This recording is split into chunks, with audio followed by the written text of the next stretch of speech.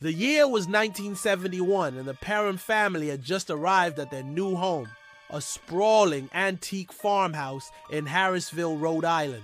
For Carolyn and Roger Perron, it was the start of a dream. A chance to raise their 5 daughters surrounded by nature with acres of land for the children to explore. But dreams, as they soon learned, can quickly turn into nightmares. The house was nearly 200 years old, with its weathered wood and creaking boards bearing witness to centuries of secrets. From the outside, it looked quaint, idyllic even, but inside something was waiting, something ancient, something sinister. It didn't take long for the Perrons to notice that the house was different.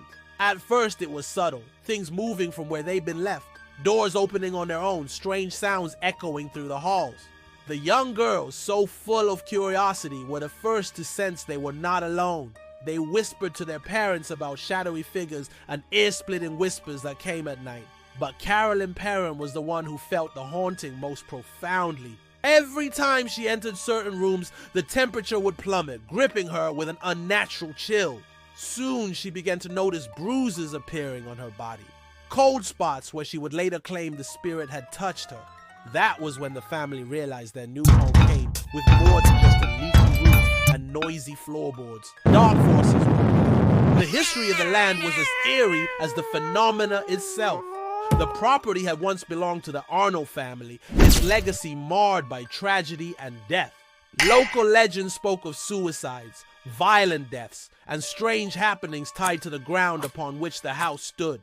And then there was Bathsheba. According to lore, Bathsheba Sherman had lived there in the 1800s, rumored to have been a witch who sacrificed her infant child in a brutal ritual. The townsfolk believed Bathsheba cursed the land before her death, and some claimed her malevolent spirit still lingered. Whether true or not, there was little doubt in the Perron household. Whatever entity roamed the house was growing bolder. At one point, Carolyn claimed that Bathsheba appeared to her directly. She described a horrific sight, a woman with rotting flesh and empty, soulless eyes, commanding her to leave the house or face terrifying consequences. Roger, skeptical at first, couldn't deny the toll the haunting was taking on his family. The children began waking up screaming, their beds shaking violently in the night.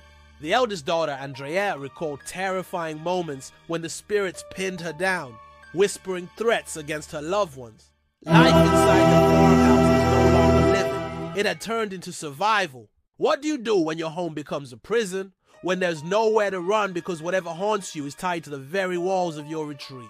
The Perrons turned to the only people who could offer an answer: paranormal investigators, Ed and Lorraine Warren. Ed and Lorraine Warren were pioneers in their field, renowned for tackling cases of demonic activity and spectral hauntings. They'd faced dozens of supernatural occurrences, from poltergeists to possessions, but the Perron haunting was unlike anything they'd seen before. When the Warrens arrived, Lorraine, a gifted clairvoyant, claimed she could feel the dark energy pulsing through the house. She agreed with Carolyn's assertion. Bathsheba's spirit was the primary force at work.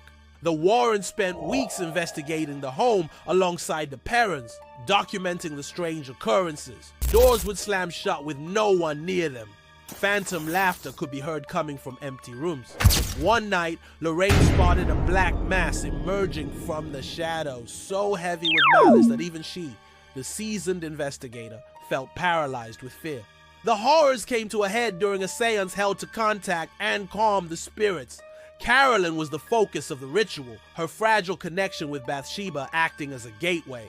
But instead of resolving or easing tensions, the ceremony unleashed something dangerous.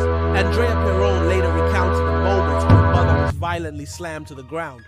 Her body contorted unnaturally, as if Bathsheba herself had taken control. Whatever transpired during that seance marked the highest point of the haunting. Ed and Lorraine were shaken by what they witnessed, but knew there were limits to what they could do. While the Warrens tried their best to help, the Perrons ultimately opted not to exorcise the spirits completely, fearing what an unsuccessful attempt might unleash. The family remained in the house for nearly a decade, managing to live alongside the presence haunting them. It wasn't easy.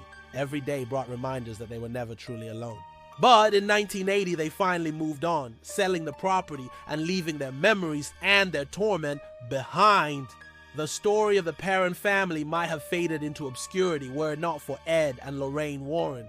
Their investigation inspired the 2013 film The Conjuring, catapulting their work and the Perrons' experience into public awareness. But for the Perrons, it was never about fame. It was about survival, about enduring something most people couldn't fathom. Today, the Harrisville farmhouse remains standing, now owned by others who claim to have felt the same eerie energy. Whether Bathsheba Sherman still roams its halls or not, one thing is certain: the Perron story left an indelible mark on the realm of the unexplained. As Carolyn Perron once said, the spirits still linger. It's their house. We were just living there. How many others have unknowingly become visitors in places they thought were their own? Perhaps that's a question no homeowner once answered.